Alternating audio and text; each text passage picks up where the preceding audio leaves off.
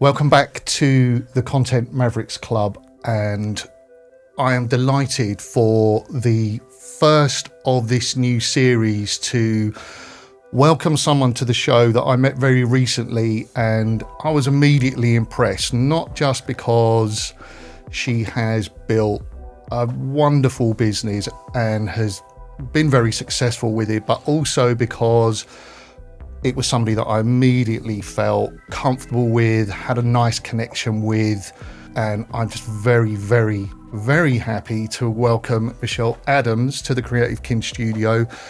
Michelle is the CEO founder of Chatty Cats Care, which I do sometimes trip over when I say that. Michelle, welcome to the show. Thank you so much. Thank you so much. It's wonderful to be here. And yes, the name is a bit of a tongue twister. Even I sometimes Chatty Cats Care. You have to really say it slowly sometimes. I think it sometimes comes out as Catty Chats Share, but Chatty Cats Care. Yes, you got it. Why Chatty? Well, the Chatty actually came from a Bengal cat that I was taking care of. It was one of my first clients, actually. And this cat, well, Bengal cats in particular as a breed are very chatty. And yeah, this cat would literally come to the door, greet me every time I arrive, and was just chatting the whole time. So I was trying to think of a name for my company, and I thought I want something that I'm not just going to pluck from the air. I want something that means something to me. So I thought, wow, this could work because this is my first cat client and he's beautiful and he's also very chatty. So Chatty Cats Care was born. My children would ask, what's a chatty cat? Does it mean they meow a lot? What does it mean? Yes. For a cat to be chatty, what do they say? Yeah, so they do meow a lot, but they have different tones of the meow, so it sort of sounds like a conversation sometimes. Mm-hmm. Yeah, I've even heard him say something similar to hello, which was quite scary at one point. Like, hello? That wow. kind of, yeah. Wow. Yeah. Yeah, so very chatty, and it can be quite alarming if you don't expect to hear a cat say hello. Yeah, I can imagine. I think I'd like to start with a snippet from a local paper. Yes. I think it was the Rotherhithe. It was Southwark News. Southwark News, thank you.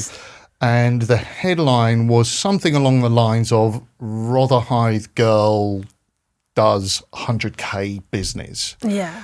And it went on to talk about the success that you'd had with your company. How do you feel, Michelle? What does it mean to you when you see coverage like that, particularly it being actually local coverage? Because I think everyone's like, yeah, I want national coverage, but actually, it's your patch, right? Exactly. It means a lot because I always pay homage to my local area and the borough of Southwark in particular.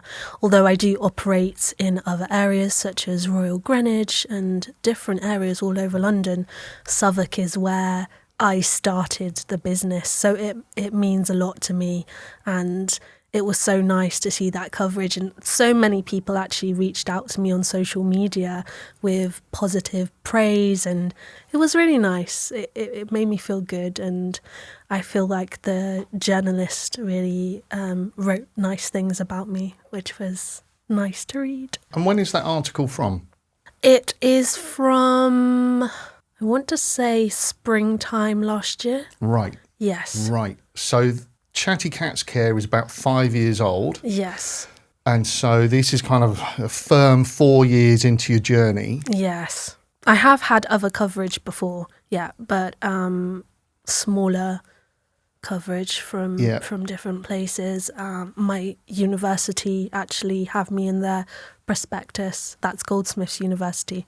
They interviewed me and we had a photo shoot, and I spoke about Chatty Cats Care. So it was really nice as well that they were highlighting me as one of their alumni students. Right. And so it sounds like that bit of coverage came at a nice time where the business, it was established, you've got a solid revenue, And since then, you have been looking at expanding, actually, Yes. and not just you're going to Cambridge, but also you might be going international. I am, yeah, very excited about that. At the moment, it's still at very early stages because there's a lot of things to consider, such as licensing, visas, how my business would operate, and moving to a different country, which is a really big deal. But I feel like I'm ready for another challenge. Do you want to tell us where you're Yes. So Dubai is where I am planning on expanding to. And I've just got back actually just 2 days ago. So I was there for a week and I attended some networking events with the British Chamber of Commerce over there in Dubai. So that was really nice because I got to meet a lot of British expats who have small businesses, who have lived there. Most of them had lived there for about 5 years. So it was nice to get insight from them and also meet new people and network. Sometimes it doesn't matter what business you're in, we can all find ways of relating and offering support. So I really love that. For me, network and community is super important. So that was one of the first things I wanted to establish when going to Dubai. What's the cat culture in Dubai? There are so many cat lovers actually, but there are a lot of issues with cats, stray cats in particular. In Dubai, unfortunately, there are certain laws that are in place where some cats are not treated very nicely.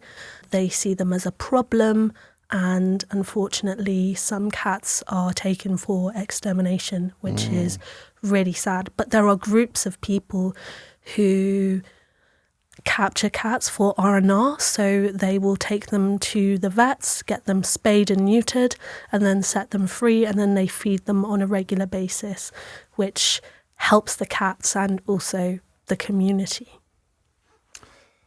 I was going to move on to something else, but you talked about community, and what it's sparking for me is, where has the cat thing come for you? I know that sounds like an odd jump, but what's really coming across when you talk about what you've observed in Dubai is that somewhere in there, Michelle Adams just loves cats.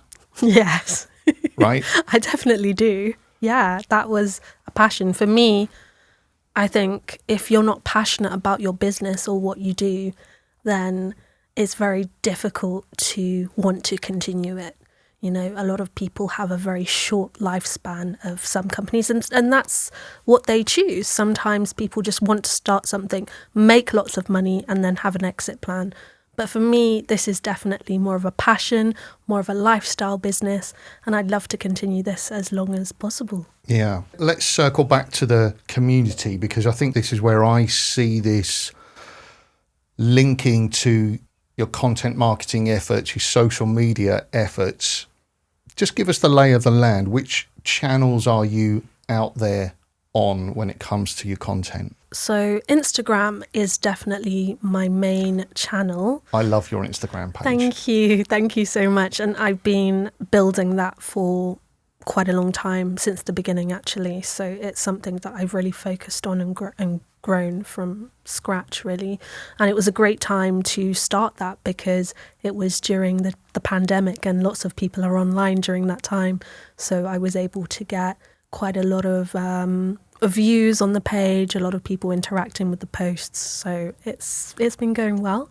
And of recent, I have joined TikTok, and I also used Facebook. So I started Facebook actually at the same time as Instagram.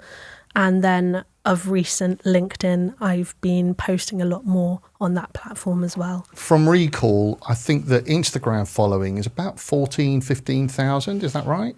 I can't even remember at the top of my head. I think it's slightly less actually, Right. but the views are quite significant.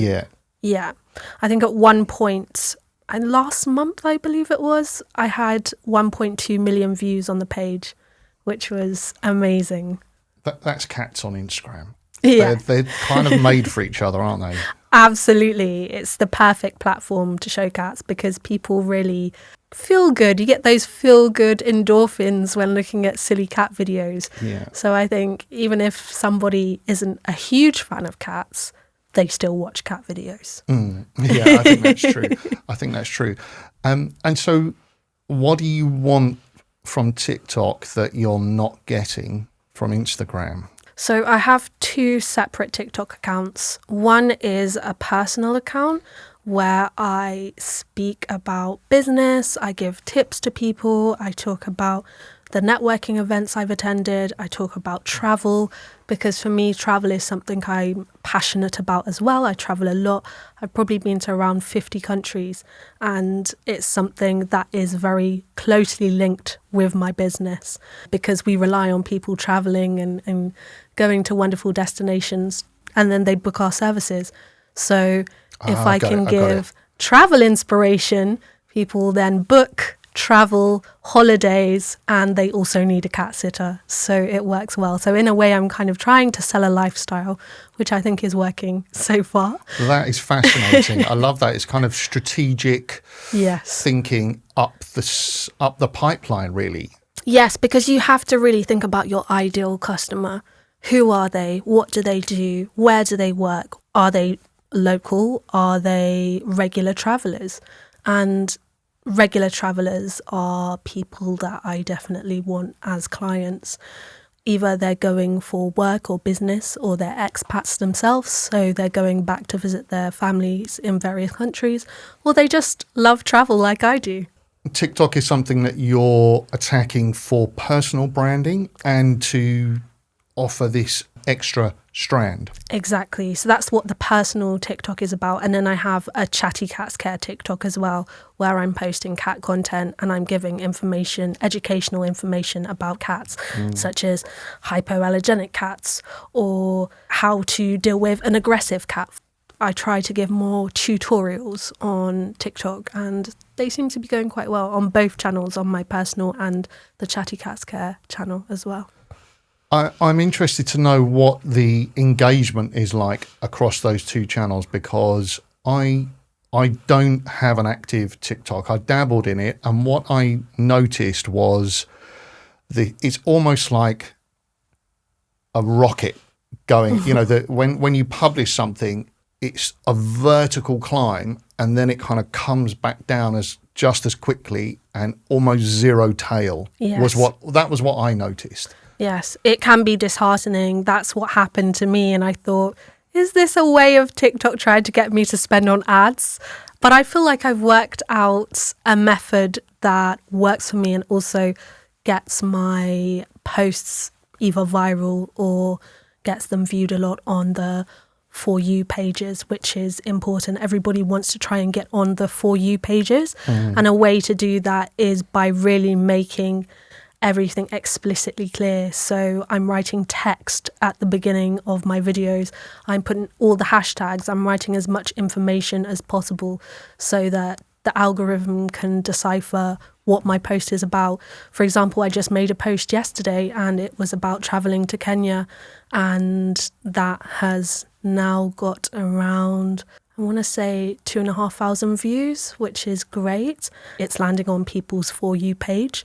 And that is travel tips to Africa. So that's what they have as the subject. So it's just about trying to make it explicitly clear. And I think that's how you get on the For You pages and then get the views. So the object of the exercise there is to tell the TikTok algorithm who to serve your content to. Absolutely. Yeah. Yes. Yeah. When I visited the Chatty Cats Care website, what I noticed was I felt it was quite strongly orientated towards seniors.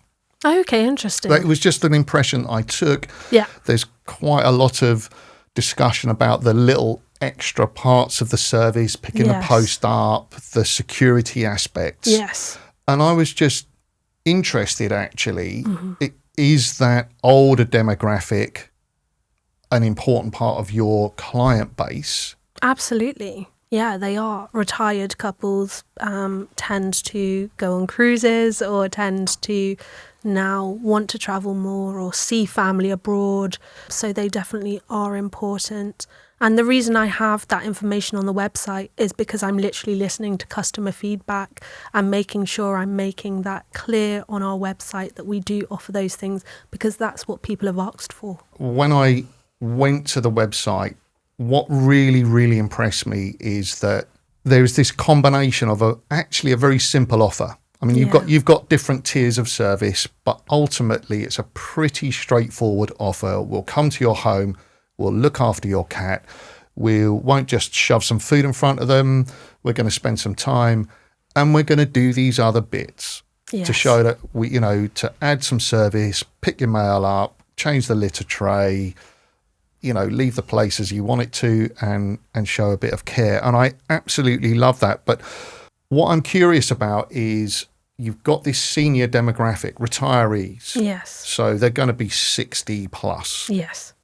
Instagram and TikTok. If you said to me, what platform are you going to reach that age demographic with? That would not be my first choice. No. And in fact, I've got questions that, it might be a stereotype that seniors don't engage with tech or social media, but I'm really interested to hear your take on that and how those two seemingly disjointed things connect. Well, everything that I post on Instagram, I also post on Facebook, and I find that more of the older generation seem to still be on Facebook. That's something that they use. It's something that came before Instagram, and I think it's quite easy for people to use and navigate, and a lot of people use it because they have family members on there and they join local community groups, which I usually post on Facebook as well. So that's definitely a way that I reach out to that particular demographic. And then also of recent, I started to facilitate markets. So farmers markets, different fairs and events all over London. We did a couple in Cambridge as well. And that's an amazing way to reach out to the older demographic as well, which is really nice because people come up to us, they remember us, they share stories, they buy gifts for their family and friends from our stall. So it's really nice, and it's a nice way to keep in touch with the community. So this sounds like a something entirely different. Yes. Okay, so you facilitate a farmer's market, so that you're putting together this event. Yes. And you've got a side cheese and wine business, or are you there as Chatty Cats Care? We're there as Chatty Cats Care. So we don't facilitate the whole market, but we'll just attend. I should have said attend. We attend markets. I was thinking, please, Michelle, you're already doing so much. Don't do that to me. I haven't. That's superhuman. But go on, continue. So we attend lots of different events and fairs all over London, and we bring our stall, and we sell so many cat-themed products. Anything from greeting cards to cat-themed jewellery to cat bags to cat treats and cat toys. So there's something for everybody, and people can buy from us. They don't necessarily have to own a cat, but they might like cats, or they might know somebody who loves cats. So a lot of people come to us and tend to buy gifts, and then we give them a flyer. We also talk about our cat sitting service. So it's a way to also promote the business. Right. So you mentioned that you've done some of this work in Cambridge, which is you've got a plan to expand there, haven't you? Yes. Yeah. It seems that Cambridge is quite underserved when it comes to cat sitting. There are a lot of cat hotels in Cambridge and surrounding areas, but a lot of cats like to be in their own environment. So I feel like a cat sitting service would really serve them well, and people can come into their home and their cat will remain relaxed. They don't have to think about the stresses of bringing them to and from the cat hotel. So I have a really amazing lady in Cambridge who started working for me, and she actually owns 5 of her own cats. So she's definitely a cat fan, and she is very informed about cats. So I knew straight away when I met her at a job fair that she would be perfect. And then I did, all of the background checks. We had an interview and we went from there. Great. I'm interested to know how you measure the impact of a non-digital marketing effort on growth in Chatty Cats Care, because my business is content marketing. It's very much digital. Yes. And there's just an assumption in marketing that if you can't actually put a number and a percentage on it, you're wasting your money. So how do you approach that? Is that what you're trying to achieve with these? It is events? really difficult to measure. I would say the only way I can really measure is if I see a difference in the income, and if I see that people are reaching out to us and they tell me we met at this event, or I saw you, or I've bought something from your stall, and that's how I measure it. It's really difficult. It's not really quantitative, but I would say more qualitative, because it's people actually telling me that they found us from the market. I'm interested to talk about your LinkedIn profile, because what strikes me about what I see across LinkedIn and Instagram is that one is a B2C channel. Yeah. You're talking to clients, customers, and one is a kind of B2B channel, right? You're talking to other businesses. I don't know if you're kind of out there looking for investment, but you know, that's the sort of communication channel that LinkedIn is. So again, how do you balance those two needs? Yeah. So I definitely have a business mind. I feel like I was born with it. So I'm always thinking about the next step and the future. And I think to myself, you know, if I've built this successful business and I have so much advice about things that I've learned along the way, all of the challenges that I faced, and I feel like that's something that I could definitely offer. So in my mind, the cogs are turning, and I'm thinking potentially in the future, I could potentially coach people as a business coach, or niche that even more as somebody who coaches people who want to start a pet sitting company. And that would be something I would be interested in doing in the future. Right. So that channel is a kind of personal, professional branding. Absolutely. Channel. Yeah. And even that is a little bit different to the TikTok channel, right? Exactly.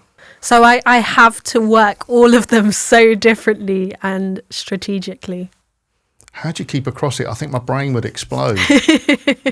I mean, I find it really hard. It's very challenging, because I think I'm very stuck in my business. I'm very sort of, my attention is on my business. And I'm like, what, you know, how do I differentiate my personal brand from my business brand? I think personally how I do it is I talk more about, you know, how I go about things, how I manage myself, my well-being loosely, and just kind of share my thinking a little bit. But exactly. That is your personal brand. So it sounds like, you're doing it already. But yeah, personal brand is very important, especially in Dubai, in that particular market. For example, in Dubai, nobody really applies for jobs online. There's not any application forms.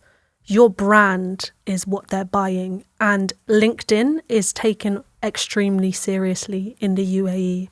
So they're looking at your LinkedIn. They want to know who you are. They want to know how much you're posting. And that's how people get jobs and get known out there. It's about who you know, and it's about your personal brand. This leads me to a conversation about work-life balance, that sort of cliched phrase. And I saw recently, I'm pretty sure it must have been on your LinkedIn feed, because that's where I spend most of my social life.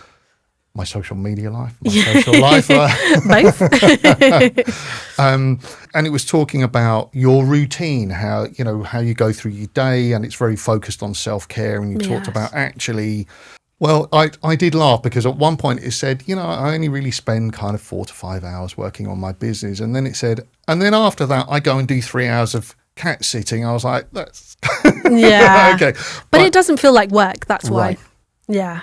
I mean, I'd like to hear from you more about your thinking around that and your approach to it and your mindset with looking after yourself and what that means for looking after your business and how the whole picture comes together. Yeah, absolutely. When I first started the business, well, it was during the lockdown, so there wasn't that much to do anyway. So I had a lot of time to focus on working on the business. But as time went on, I realized that it was taking a toll on me.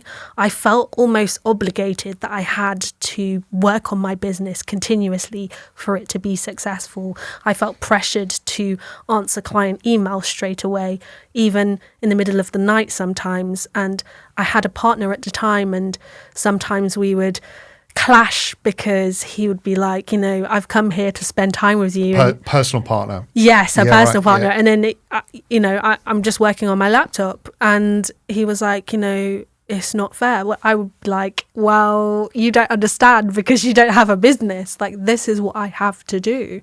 But I realized that it was just taking a toll on me. And I felt like it started to become counterproductive. As much as I was able to answer client emails quickly and work on other things, I was feeling completely burnt out. So I really started to set boundaries for myself. At a certain time in the evening, I'm like, nope, not opening the laptop, not answering any emails unless I have to, unless I haven't had time during the day to do anything and I'm going to go on for maybe like an hour and do some work. But I started to, like I said, set myself boundaries and then also really work on my self-care. And I feel like the gym really helps me to stay on top of things. It's not just for, aesthetic purposes. I'm not just aiming to get a gym body, although that would be nice. I'm feeling very conscious of my single pack. What do you call a one pack? Don't be conscious at all. Don't be conscious. I do it for my mental health, and it really helps me because I feel like I can get out any stress, because sometimes, the gym is tough. It's not easy. So you really have to push yourself. And I feel like by pushing myself in the gym, it motivates me to push myself for my business, but also to have those strong boundaries as well, which is a discipline.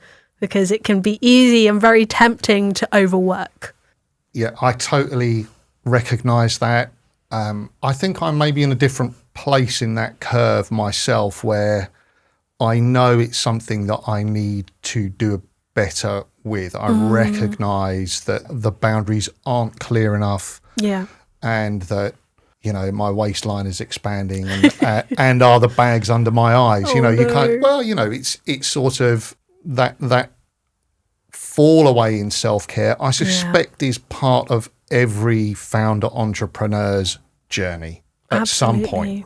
Yeah. Even Stephen Bartlett, I listened to, his podcast, A Diary of a CEO, and he said something about he doesn't actually open his laptop until 11 a.m. And I thought, wow, good for you. Because some people straight away wake up, pick up their phone, looking at emails, trying to work. And I used to do that. But then I thought, no, I actually want to enjoy my morning routine, and I will respond to emails when I feel fit and ready. I love that. It's very, very clear. Michelle, we've kind of dipped into the Chatty Cats Care journey, but we haven't really we haven't really got at it. So I don't want to go through this conversation without you having the opportunity to just talk about Chatty Cats Care and how it came about and what it means to you and the whys and all of that. So I'm going to slightly flip this and ask you where you want to start in a chat about Chatty Cats Care. I can start at the beginning. Yeah, go on then. Yeah, I'll try to summarize it so it isn't so long. But I started cat sitting while I was studying for my master's degree. Actually, probably a little bit before, probably when I was studying for my BA. And I absolutely loved it. First of all, I didn't even know that there was such a job as cat sitting. And I discovered it online because I was looking for something flexible. I was looking for something part-time because I needed to fund myself during university. Unfortunately, I've not come from a privileged background, so I had to work, and I was probably working actually around 2 jobs and doing placements on top of that. So it was a lot, but I enjoyed it, and it taught me a lot as well when it comes to discipline. So I started cat sitting, like I said, when I was studying, and I met some amazing clients, amazing cats. I absolutely loved it. And I started it with, actually one of my competitors now. And whilst I was working using their platform, I just kept thinking of ways that I would improve this business. Like, I felt like they were lacking quite a bit. Like, there was no really real support. I think there was only 2 people actually managing the whole business, and it's a huge company. So I thought to myself, this doesn't feel safe, because for you as me, someone doing the work. Absolutely, because there's nobody I could contact. There was only an email address. There was no contact number. So if anything happened to me, or if something happened with the client's cat or a key and I wasn't able to get hold of the client, there was no real support. And I thought, if I send an email, it could take them 2 to 3 business days to get back to me. Something major could have happened. So this isn't good at all. So there were a few things that kind of rang alarm bells in my mind. So then after a year of working for them, I just graduated from my master's degree, and I was looking for a job within my field. So I studied applied theatre, which is using theatre as a therapeutic method.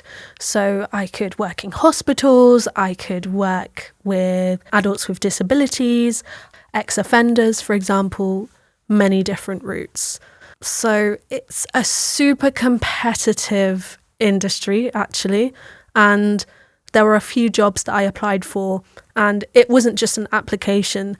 They want you to actually audition as well. So memorize 3 different monologues, perform a song. And it's just like, it was a lot for one job. And there would be like 200 people there, and there's only one position available. So it was quite disheartening. It was a lot. It was very stiff. And I just thought, I can't keep putting myself through this.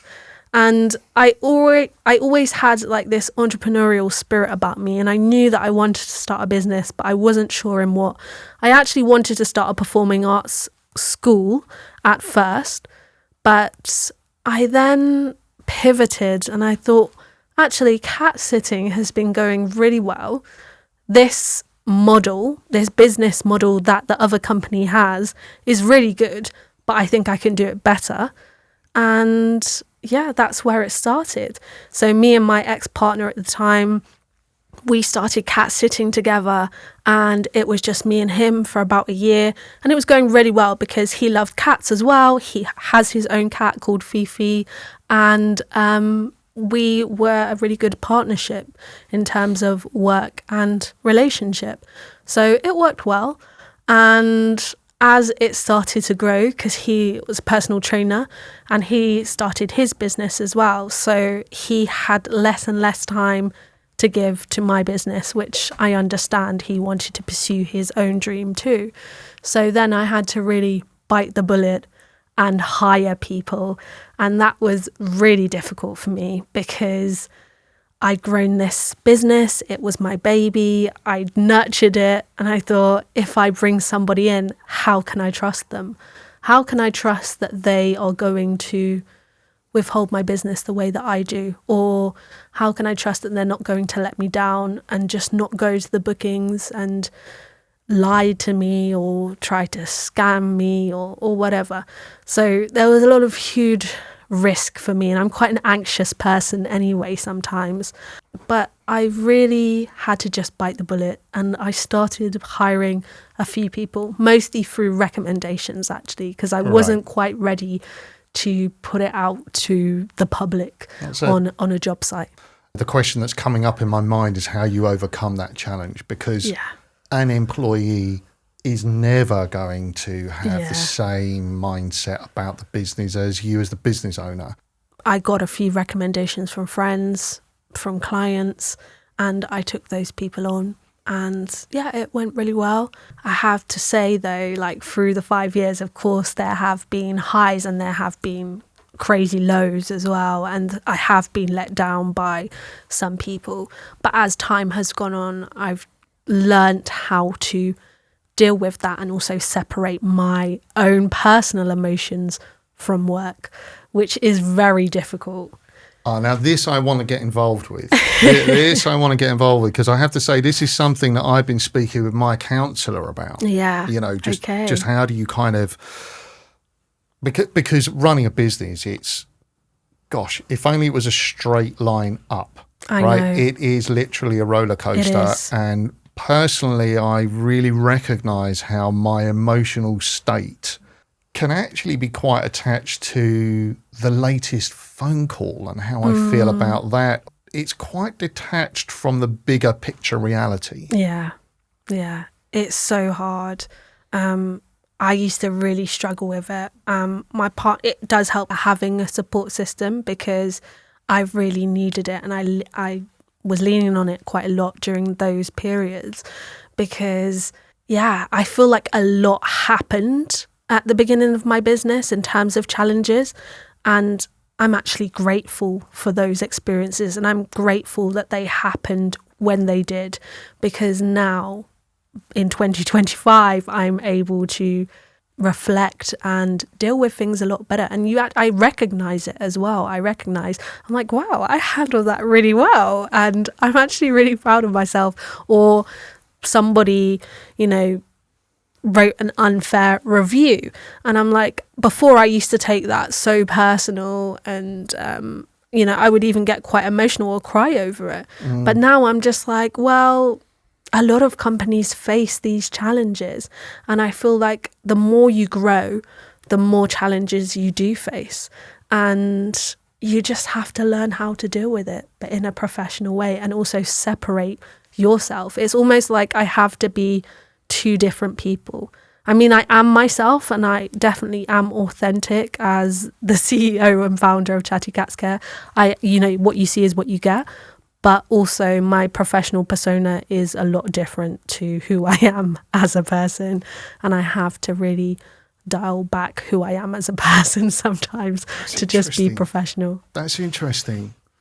That sounds like quite challenging as well. I mean, it's become apparent to me in the last year or so that I am neurodivergent. It's not entirely clear quite what that looks like, but there's quite a lot of autistic characteristics. Yeah. And that's presented a whole bunch of questions for me about how I present myself, and quite, what's being authentic, what isn't. Am I, trying to fit myself into a peg hole that doesn't work? Yeah. I mean, it can be a little bit confusing, to be honest with you. And what I really want to do is, okay, I'm not going to go into, we met at a networking event, you know, I'm not going to kind of behave in the same way as I do when I'm sort of in my shorts in front of the TV, right? But I don't want to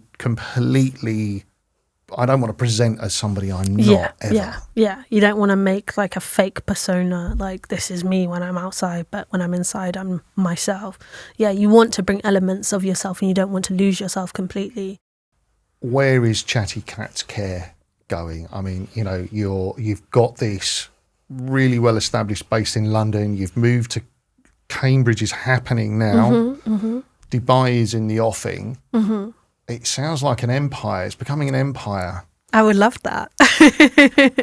I would love that. I think dream big. There's actually a lot of people that I've spoken to, and they have, I felt maybe they're not trying to be negative, but it's like they make me feel like I shouldn't have big dreams.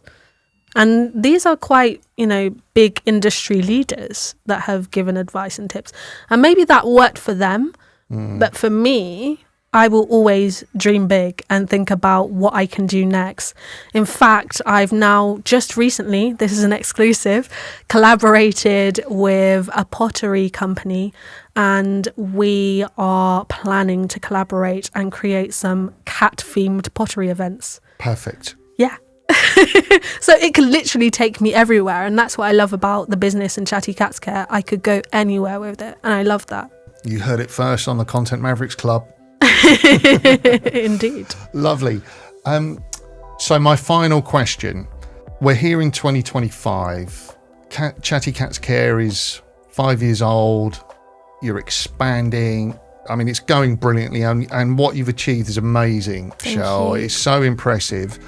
You started, I think, from what I read in 2017 was when you first started cat sitting. What would 2025 Michelle say to 2017 Michelle, who was kind of starting to think maybe this is something I'm going to have a crack at? I would say do it and don't give up, and also don't be afraid, and don't let people bully you, because that can happen in business from competitors, actually, which I experienced too, which I was not expecting at all, but I've had to face that. And yeah, I can only just thank them, really, because it's literally made me stronger, and it's made me become more focused on what I want to do and who I am and what I want to bring into my particular industry. And I feel like that makes me stand out, and it makes me different from everybody else, which is something that I wanted to be. Michelle, thanks so much for coming in to the studio. What a pleasure talking to you. I really, really appreciate it. Thank you so much, Jason.